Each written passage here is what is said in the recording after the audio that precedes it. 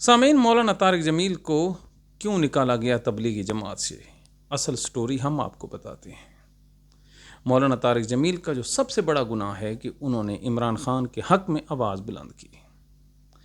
یہ آواز بلند کرنی تھی تو اس کو اس کے اپنے اسلام سمیت خارج کر دیا گیا کہ چل جا، نہ تیری ضرورت ہے نہ تیرے اسلام کی ضرورت ہے۔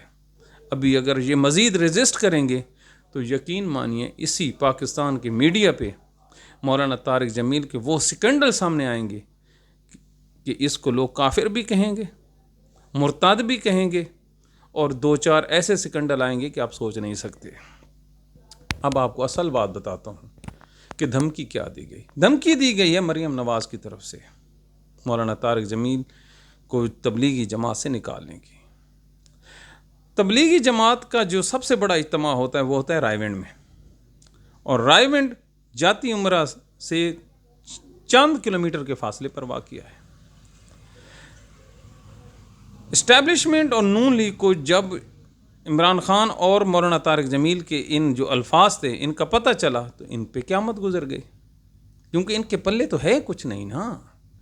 یہ لوگ تو کرمنلز ہیں، اخلاقی پستی کا شکار ہیں، لوگوں کی انہوں نے جو ویڈیوز ہیں وہ اپنے پاس سنبھال کے رکھی ہوئی ہیں۔ یہ کس کماش کے لوگ ہیں اس کا تو آپ کو اندازہ ہے۔ لیکن کیا کہا گیا کہ اگر آپ لوگوں نے یہاں پر سالانہ اجتماع کرنا ہے تو پھر مولانا طارق جمیل کو اس سے اپنی جماعت سے اوسٹ کرو، کک آؤٹ کرو۔ بصورت دیگر اگلے سال کیا ہونا تھا؟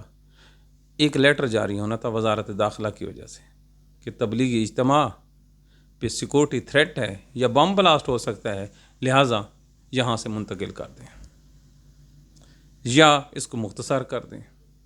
حکومت ہے نا جی، 9 مئی ہو سکتا ہے تو اور کیا نہیں ہو سکتا۔ کل سمڑیال میں جو الیکشن ہوا ہے، جیتنے والے کو خود نہیں پتا کتنے ووٹ کہاں سے پڑ گئے۔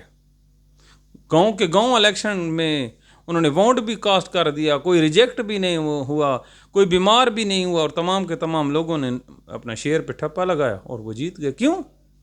بے ایمانی۔ تو یہ حالات ہیں مولانا طارق جمیل کے ساتھ۔ مولانا طارق جمیل جو کہتا ہے نا، اس نے جو حجاج بن یوسف کی وہ مثال دی ہے کہ حجاج بن یوسف تہجد میں 10 سپارے پڑھتا تھا، اس کا اشارہ کس کی طرف ہے؟ ذرا سوچیے تو صحیح، دماغ پہ زور دیں۔ آپ کو پاکستان میں چند ہی حافظ ملیں گے، نہیں بلکہ ایک ملے گا۔ یہ اس کی طرف اشارہ تھا۔ وہ علامہ ہے، وہ الفاظ کا جادوگر ہے، اسے پتہ ہے میں نے کیا اور کب کس طرح کہنا ہے۔ تو یہ پاکستان میں تبلیغی جماعت کا حال ہے۔ میں سوچ رہا تھا کہ پاکستان کی مذہبی سیاسی جماعتیں یا مذہبی، یہ پیور مذہبی ایک ہے تبلیغی جماعت والے، یہ کس منہ سے اب لوگوں کے گلی محلوں میں جا کے تبلیغ دیں گے کہ کلمہ حق کہو اور ظالم حکمران کے سامنے کھڑے ہو جاؤ؟ سمپل۔ کیا کہیں گے آپ؟ ایک اپنے مولوی کو جو ڈیفرنس آف اوپینین ان سے رکھتا ہے اس کو برداشت نہیں کر سکے، اس کے لیے حکومت کا پریشر برداشت نہیں کر سکے، تو آئے ہیں پوری دنیا کو سدھارنے کے لیے۔ تبلیغی جماعت نے اپنا وہ نقصان کیا ہے جس کا خمیازہ یا اندازہ ان کو آنے والے چند دنوں میں ہوگا۔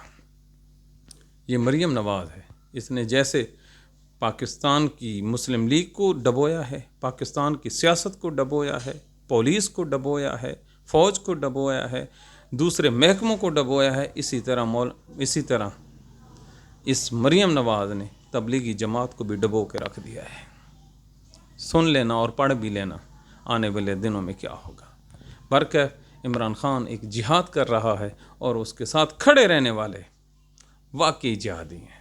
ہمیں تو اب اندازہ ہو گیا کہ عمران خان کا ساتھ دینا کوئی خالہ جی کا گھر نہیں۔ اپنی دعاؤں میں یاد رکھیے۔ Thank you very much.